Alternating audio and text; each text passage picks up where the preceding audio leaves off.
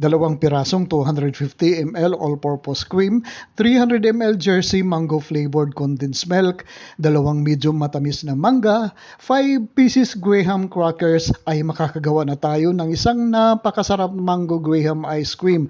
Tara, umpisa na natin. Kailangan hinog at matamis ang ating mangga at ipura lang natin ito. I-crush naman natin ang malalaki ang 5 pieces na Graham crackers at ngayon ibubuhos natin sa isang mixing bowl ang dalawang chilled overnight na all-purpose cream. Kailangan naka-chill talaga overnight ito at gamit ang ating electric hand mixer ay ibibit natin ito hanggang sa umalso ito at higit sa doble pa para mas soft at hindi maging icy ang ating ice cream. At habang binibit po natin ito ay special shoutout natin si Elizabeth Camara ng Novaliches, Quezon City. Si Sene Valencia ng Spain, si Rhea ng Switzerland, si Elizabeth Direct ng San Antonio, Texas, US of A. O ayan, nadoble na po ang pag-alsa ng ating all-purpose cream. Idagdag naman natin dito ang ating Jersey mango flavored condensed milk at ituloy uli natin ang ating pagbit ng ilang sandali pero wag natin po i-overbeat para hindi ma-deflate ang ating pinaalsang all-purpose cream. Ngayon ay dadagdag naman natin ang ating pureed na mango kanina at ang ating crushed na Graham crackers.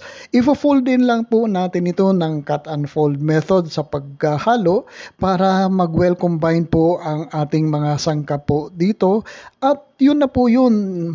At ilalagay na po natin ito sa ating mga molde at ready na po ito i-freezer ang ating ice cream ng mga 24 hours para matigas na matigas po talaga ang ating ice cream.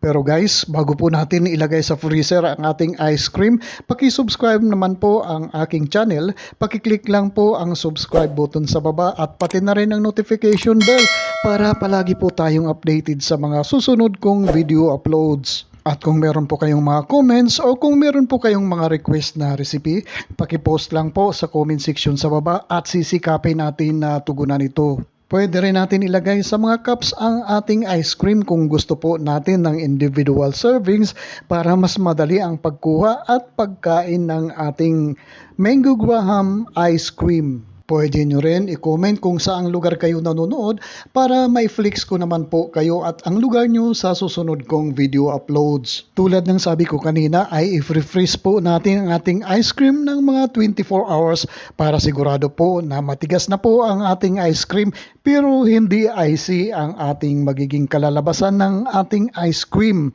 Napakasarap po ito at siguradong magugustuhan ng inyong mga kiddos at ng buong pamilya na rin.